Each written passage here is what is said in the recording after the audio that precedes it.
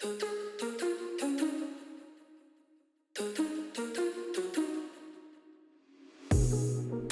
guys, this is Sean from nursedose.org. Today, the podcast that I'm doing is actually going to be with a pair of travel nurses. This is going to be with Roger and Alexa. They are both the nurses that I used to work with here, and they decided to go traveling. They're a couple. They have a dog, and they travel through the West Coast right now. I apologize for some of the audio. Alexa cuts off every now and then, but you can still make out what she's saying.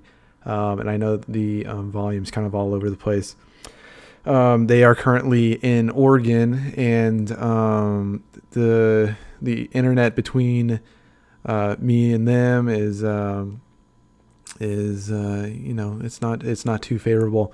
But I think a lot of y'all can get a lot of stuff out of this, especially if you're thinking about traveling. So I hope you enjoy. Let me know if you have any questions. I'll come back on after this is over. And just be sure to go to the website www.nursedose.org after this is over, and you can check out all the articles and everything. And I think I'm just going to do a written article on travel nursing as well, so that some of this information can be written down so that you can go back through it as well. All right, so after further ado, I will let the podcast play. All right, I am here with Roger and Alexa, two travel nurses that I used to work with. So hey guys. Hi. Howdy. Alexa and Roger are, like I said, they're travel nurses. They've been to a couple of places around the United States, mainly the west side, right? West Coast. West Coast. Could y'all tell us a little about yourselves and maybe like just a brief preview of your experience so far? Like Sure. like where you worked before you traveled and stuff like that. You go first, Lex. Okay.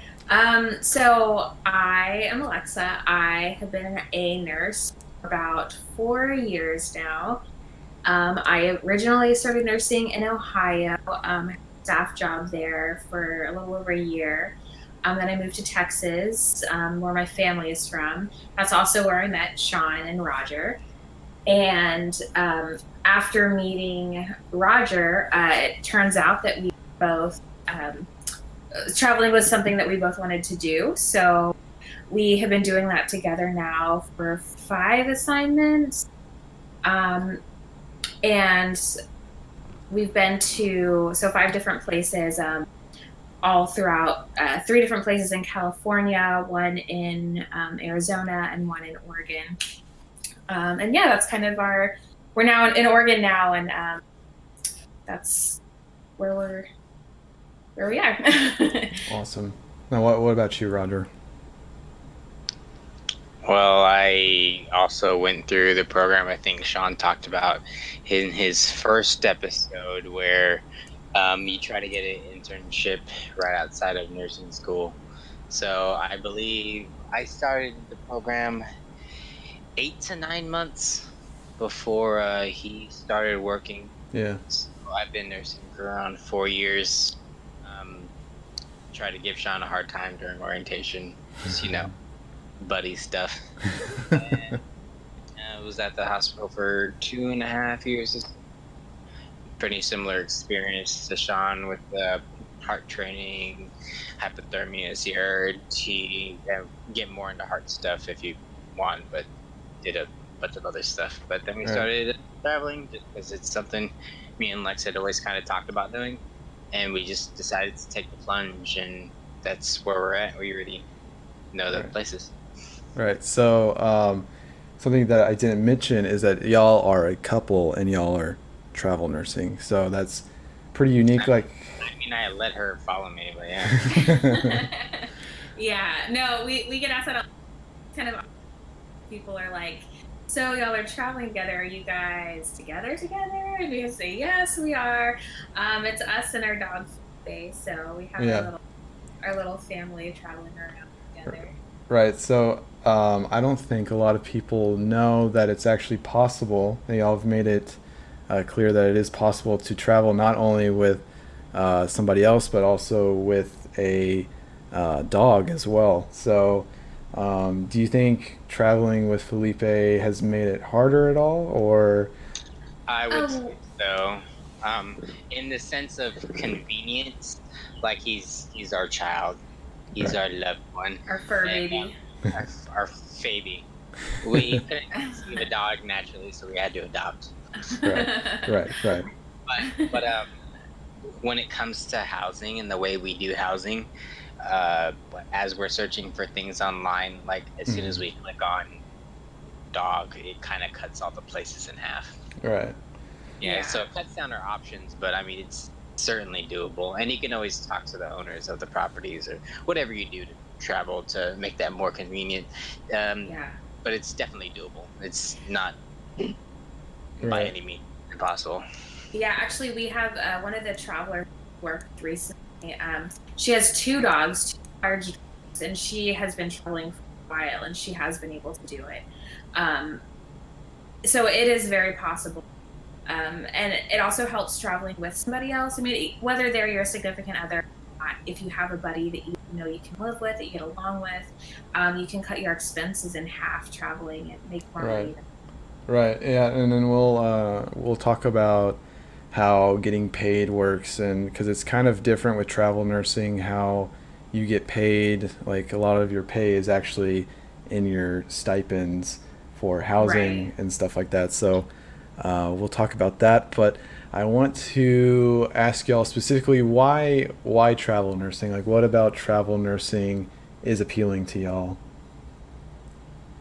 I found out about it in nursing school, actually. I had never heard about it until then, and I thought it was just the coolest thing, kind of having the freedom to go from place to place, see the way different hospitals run, um, experience different locations that I wouldn't really get the chance to do. I mean, because when you're in a staff job as a nurse, you can work, you can shove your shifts together and have maybe 8 days, a chunk of 8 days off, but that doesn't really give you the opportunity to live in a place like travel nursing does. You actually get to experience it very thoroughly for a good 3 months, or even longer if you choose to extend.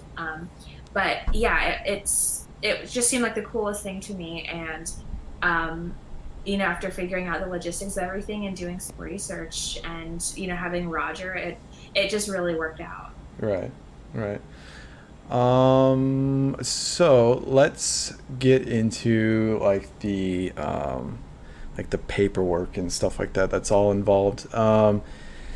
So to get into travel nursing, you basically have to find an agency that you're basically employed by, right? And Yes. and that's kind of how you find assignments. So is there any particular way that you filter out different agencies, or is Um, it just kind of depends what you're looking for.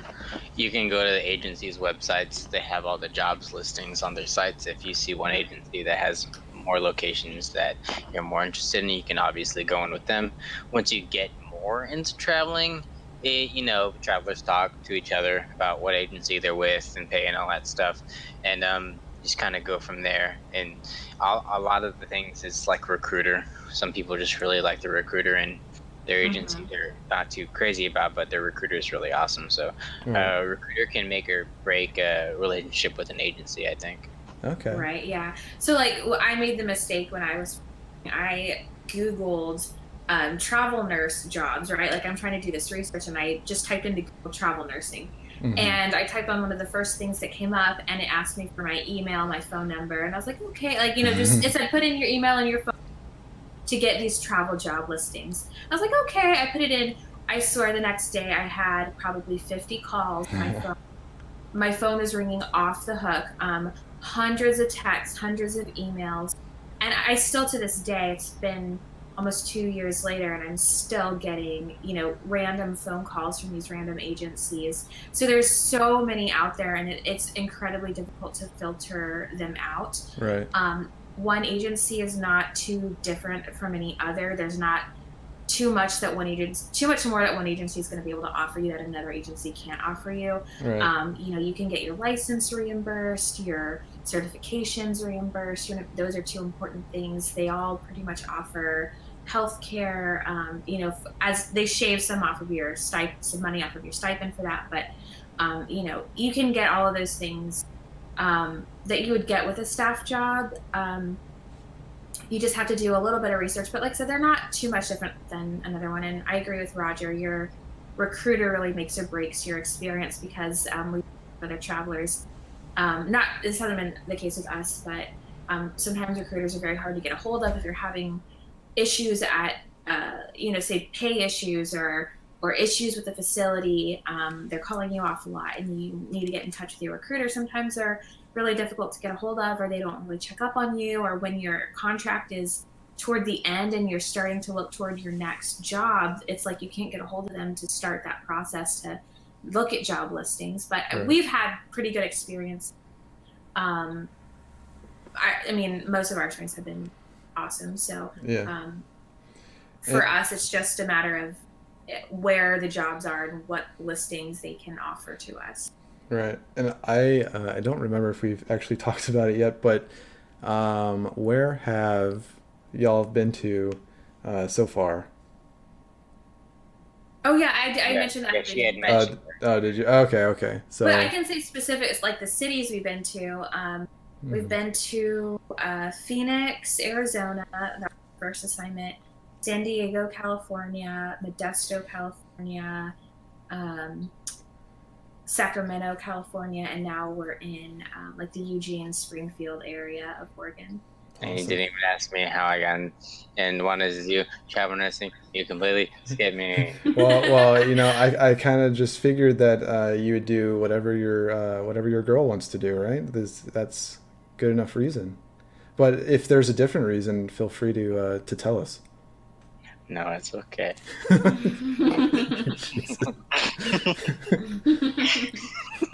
Roger, I would really like to hear your reason for travel nursing, if you would like to bless us with that. Enlighten us. Oh, enlighten you. Oh, well, kind of similar to Lex. I kind of always wanted to travel. So when you're staff, you're on the grind of just hourly pay, then you're just looking at your finances and budgeting. And I really wouldn't spend money much because I'm always saving. Then I would go on a trip. Then you can, like she said, you can schedule.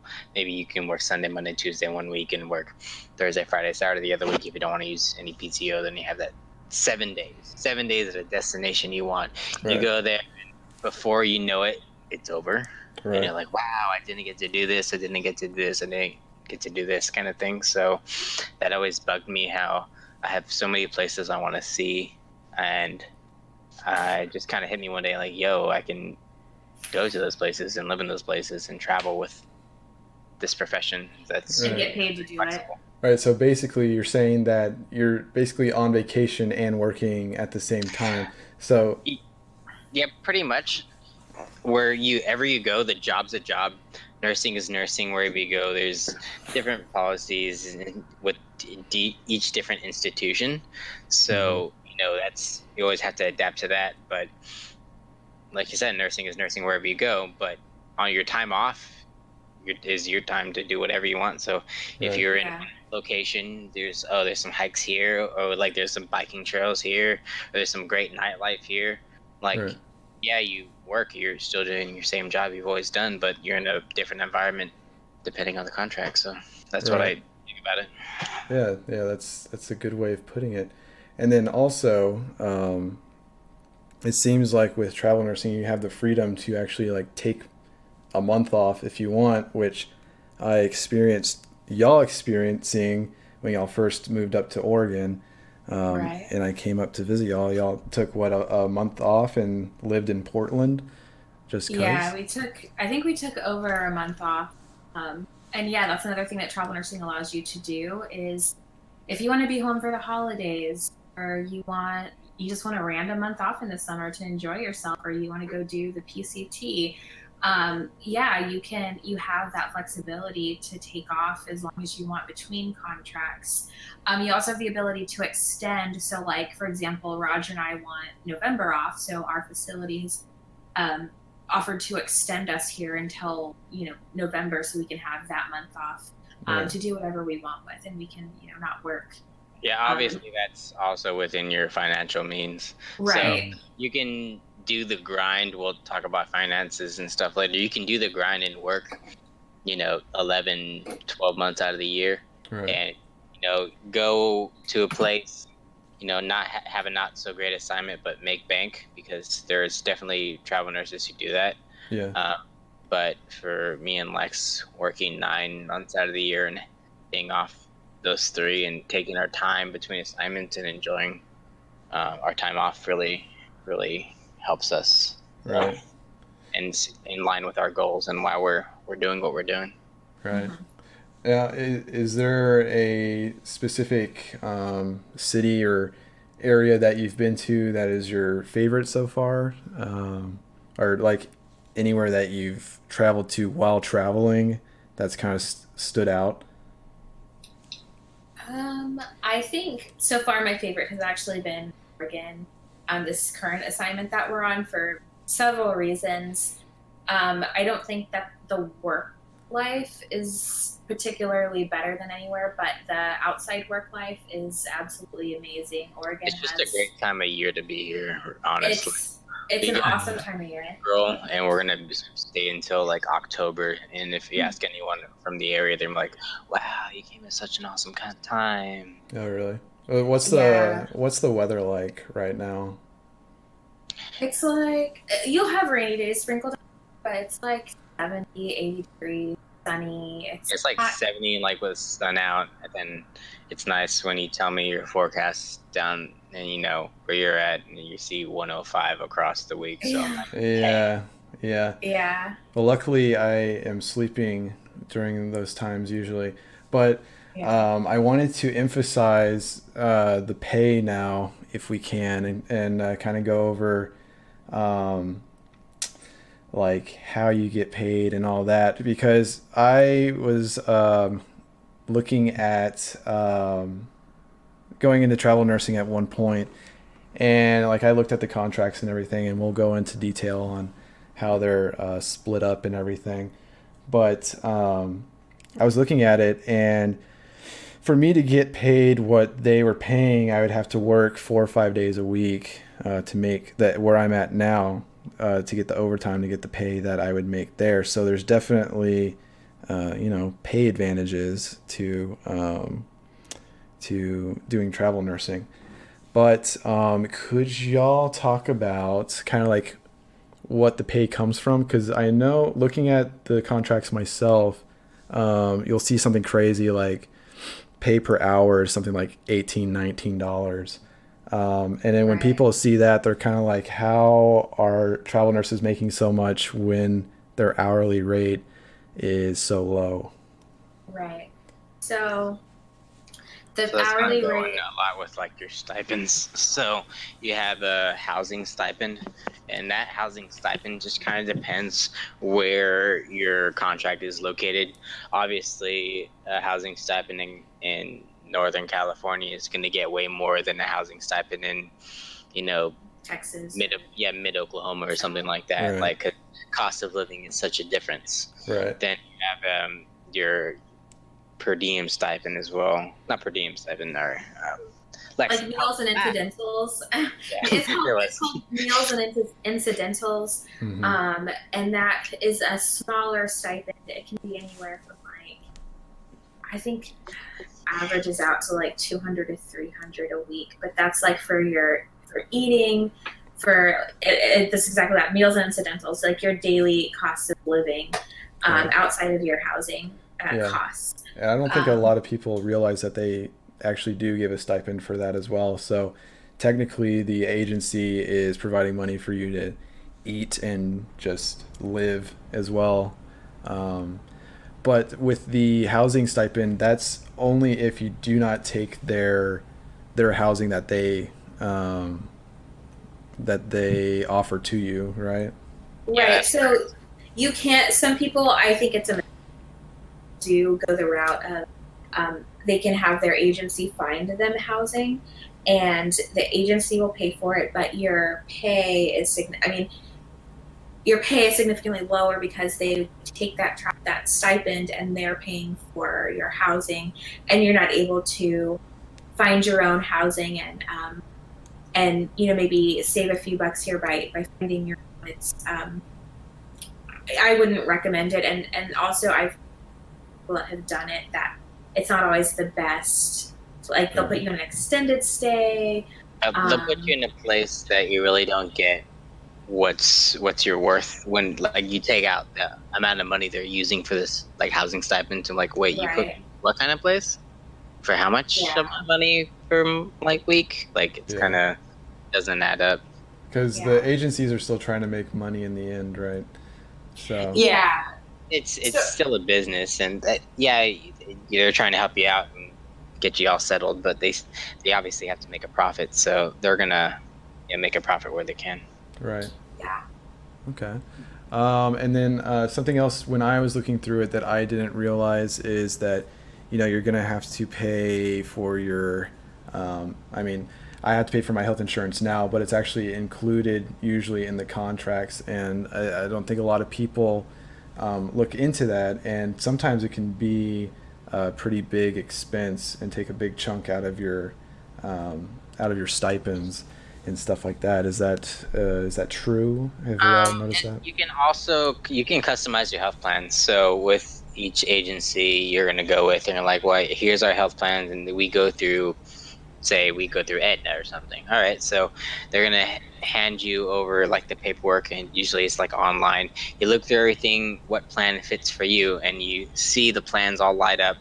Your kind of health plan you want, dental, vision, life, like even like life insurance and like short-term disability, all that's laid out for you, and you just click as you go. I want this, I want this, I want this plan, and then at the very end it's going to say your total that's taken out weekly, and that's how you kind of get it. I would say It's on not really average, too much out, to be honest. I think I'm only getting negative $50, $60, so 50, 60 a week. Okay. So over the course of a month I'm paying $200 for health insurance. That's not terrible.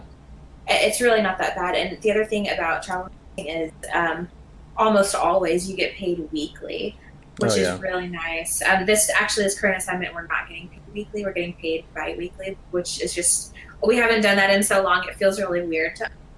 Right. But yeah, most of the time you get that weekly pay. So I don't know. I don't think $50 a week is really that much No. to pay for Yeah. health insurance. Yeah. That's really And not that bad. we're young and healthy, so it's not like we don't need to max out our plans or anything. We don't need too much of anything.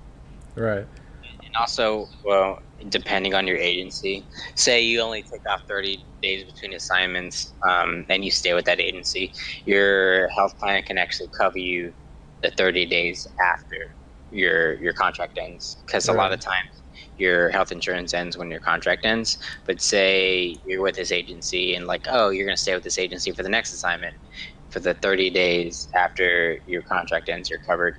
It also depends agency by agency, but if that's your concern, there's always other avenues too. Right. And then last thing for pay that I want to talk about is that agencies will actually pay you like for traveling, like the distance traveled, like per mile. Do y'all notice that as well, or is it different agency by agency? It's different agency by agency, but I mean it's pretty similar, I would say. But there is a difference, but it's just depending on like where your home base is, and you always get that travel expense. So your first paycheck is always going to have that extra, however much you get. Right. Yeah, sometimes it's like broken up over your entire contract. Sometimes they pay it out at the beginning. But yeah, you do get additional pay for like the actual expense of traveling to that location. Okay. And then in terms of housing, how do you find housing, and Like, what do you look for?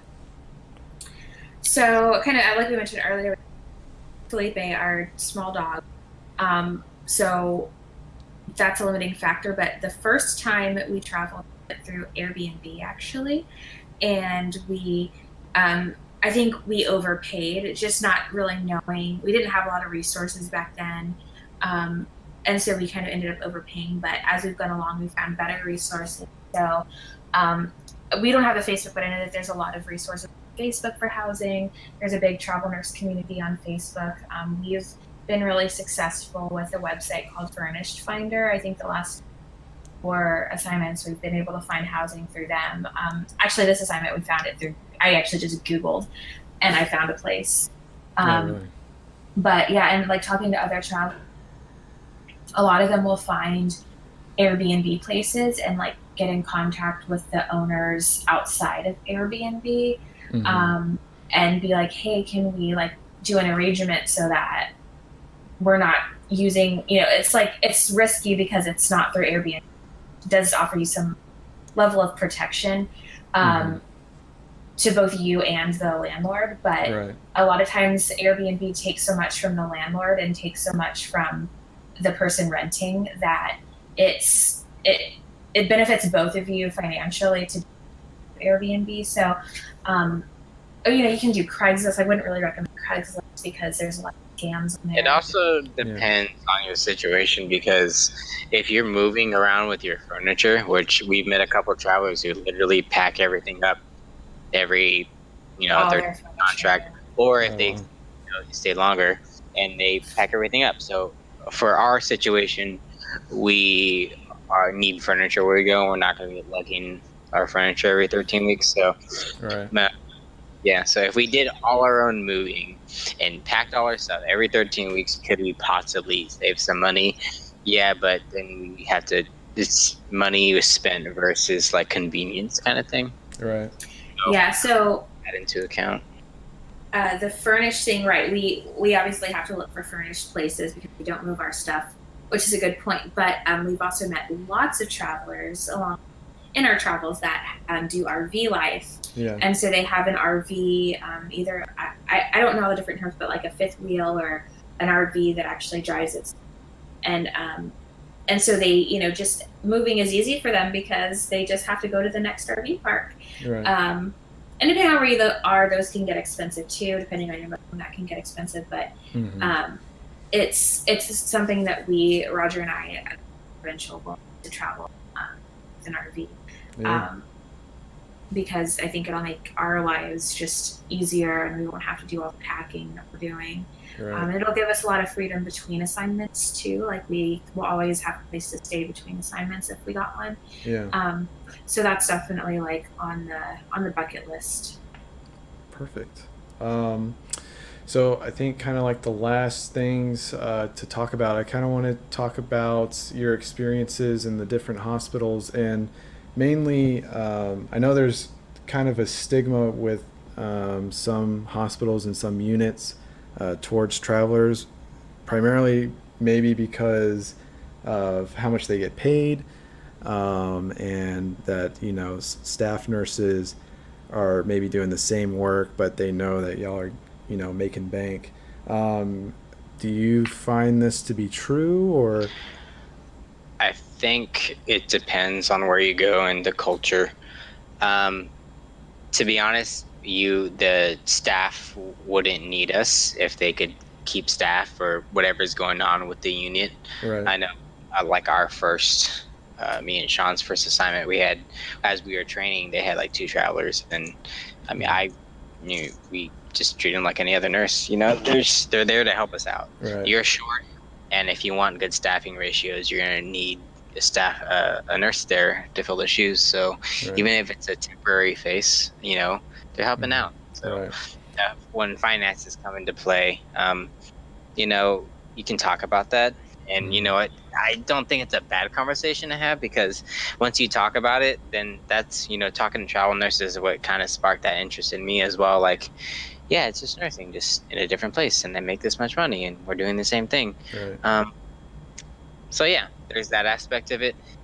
But also as a travel nurse, you're not going to be taking the same assignments that other staff takes. Right. They won't give you like the sick patients or Right. Yeah. So my first assignment was at a heart hospital, like a CVICU, right. and the first thing they told me is like, "Yeah, you're not going to take any fresh cabbages or anything fun like that." I'm like, "Huh, Yeah. all right then." Yeah. So, but then it also depends on the unit's needs, because like when I was in middle, like Central California, they're like, "Oh wait, you have CVIC experience," and like a week and a half later, I was landing hearts. So Really. Yeah. it all depends on the unit's needs and what you're comfortable with. Right. Yeah, and back to your question, Sean, like about the stigma around travel nursing. I think that we definitely have encountered. So Roger's right. It depends on the culture of the unit. There is some more hostility towards travelers units, and I think like one of the I don't know, a lot of places were really really grateful to have us and they loved us, and then other places it was like just you're walking in and they don't know you, and they just come off with an attitude of like not really trusting you, or Right. there's just some sort of animosity you can't even always put your finger on, but you feel. Right. And it's totally unwarranted, I think. Yeah. But there is that, but it's one of the trade-offs that you make, one of the risks that you take, being able to live this lifestyle. Like I still think it's completely worth it.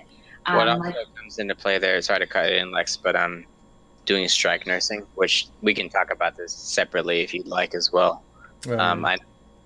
It kind of cuts into traveling a bit, but depending on what you want, we can talk about that. Yeah, well, I actually recently, I just got an email regarding a strike. I think it's in Illinois right now. And where? In Illinois. Oh yeah. And like they said, pay is like $60 an hour, and they'll pay for your housing and all that. So what I'm assuming that means is they'll pay for everything and then give you $60 an hour on top of that, which sounds pretty amazing. Yeah.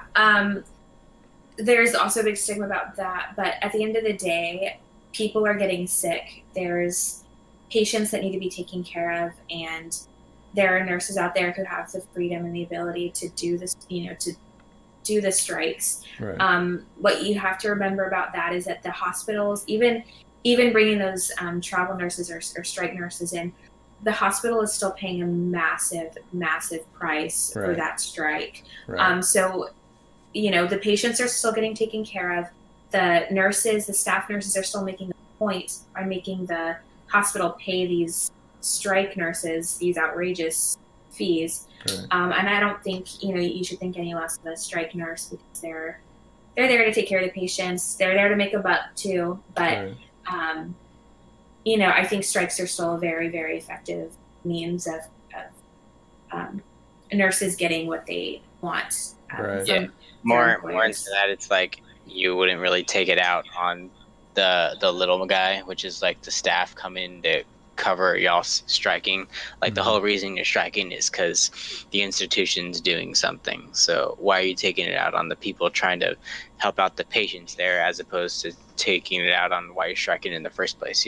Right. And like Alexis said, the hospital is still suffering because of the strike. They're still getting the point, because in the end they're paying the strike nurse what they should be paying 2 to 3 nurses by themselves, if that makes sense. Right. So they're losing money, but they need to do this pay to attract these people to come and do this strike nursing.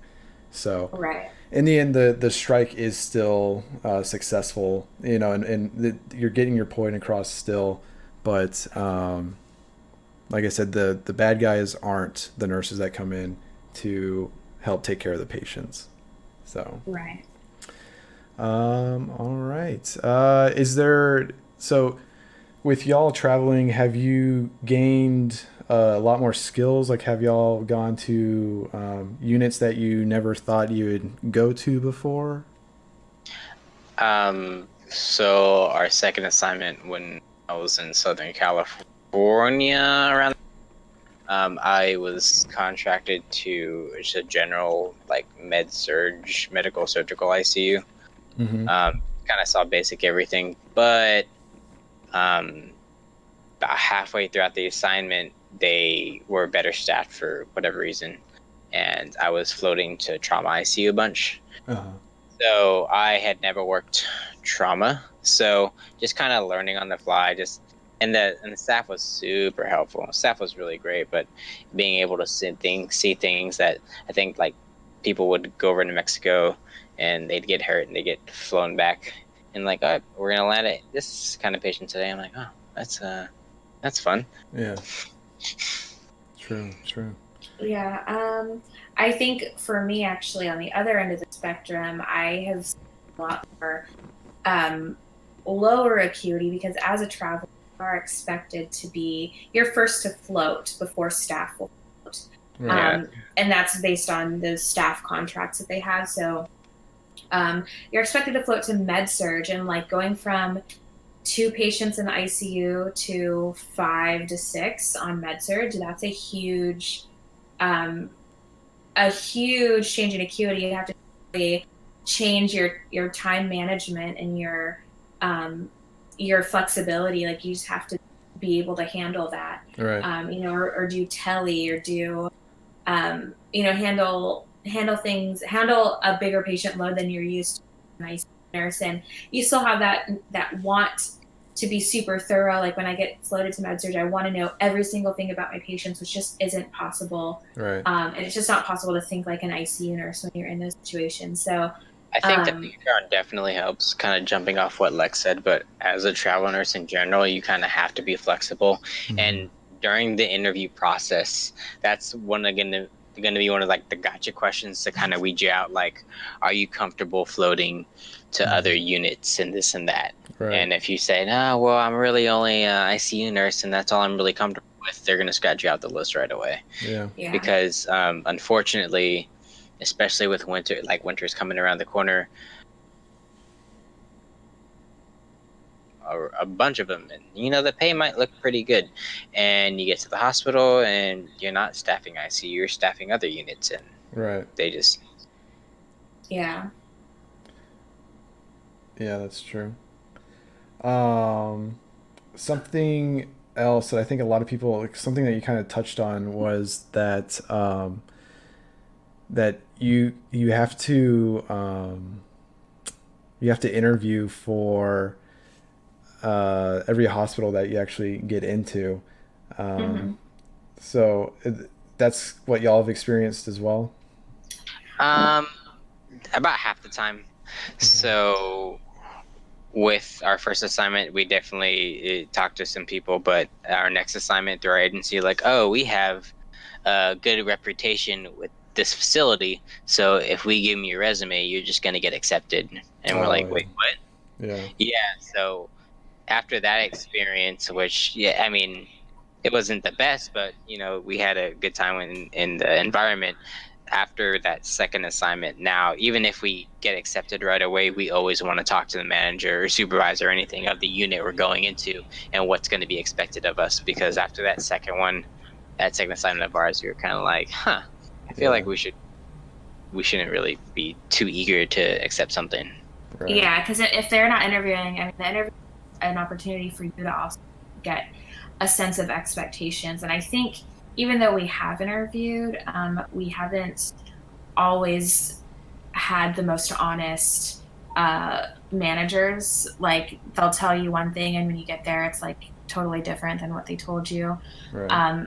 Which is fine, but it just goes back to that flexibility. You just have to be ready for anything, and be able to be flexible and just roll with the punches. Right. Yeah. All right. Well, is there anything else that y'all want to add? Because I'm through all of my points that I wanted to hit on.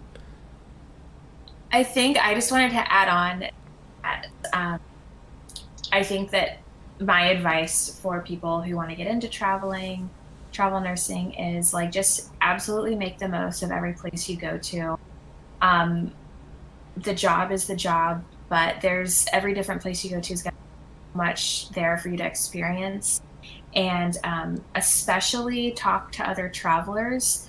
Other travelers are a great resource, not only to find things like great agencies and housing, but they're going to be there to experience things as well. So, like this current assignment, we've been working with quite a handful of travelers, and they've all been into hiking and rock climbing and biking and all these things that Roger and I are into. Right. And like we've all kind of at the end of we're kind of rounding the end of our contract now. Like we've all kind of agreed to extend together, which has been a really cool thing because I've made some really, really good friends here at this current assignment. And looking back, I wish maybe I had tried a little harder to get in touch with the other travelers and really connect with them more outside of work, because we've done that this time and it's just been amazing. And I hope that in the future, the friends that we've made here will be able to see in later assignments, or, plan on being in the same area around the same time. And that's kind of a lot of the conversations we've had with them.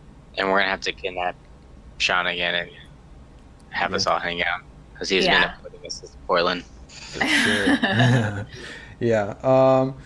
So yeah, I think that's a good place to stop. But I just wanted to say, if anyone wants to follow what Roger and Alexa are doing and where they're traveling, Alexa is on Facebook. And what is your, or not Facebook? I'm sorry. She's not on Facebook. I am on Instagram. All right. What is your Instagram? It's Lex_Ray1. That's LEX_RAY and the number 1. All right. Perfect. Well, thank y'all very much for agreeing to come on here. Make sure you smash that like and subscribe button. Yeah. Exactly. For sure. Thank you so much. All right. Well, thank you very much, guys. And we'll talk to y'all later. All right. Later. All right, guys, thanks for listening to this week's podcast. I think it was a really good discussion on travel nursing, something that I looked into myself, but I think ultimately I have different plans with my career, although I'm very jealous of what Roger and Alexa are doing. Like Alexa said, go ahead and follow her on Instagram at Lex_Ray1, that's LEX_RAY1, to see everything that they get into. Y'all will see some of my pictures that I took of them when I visited them up in Oregon, when they took a month off of work to live in Portland for a whole month. So if that sounds like something that you would like to do, then maybe travel nursing is something that you should look into. So also with the website and the podcast, I just wanted to announce that the podcast is on Spotify now. So you can look us up at just type in a Nurse Dose, 2 words, on Spotify, and it should pop up. It's the podcast with the syringe on it. So that makes a lot of sense. So go ahead and follow us on there. Subscribe to the podcast. We're going to try to do them at least, every 2 weeks, every week to 2 weeks. Some of them will be me by myself just talking about stuff. But I do want to get a lot of guests on here because I think it gives a really interesting perspective when nurses in their own field can talk about what they do. And of course, if anyone has any suggestions for future podcasts, please let me know. But other than that, thanks for listening, guys. I will talk to y'all later. Bye.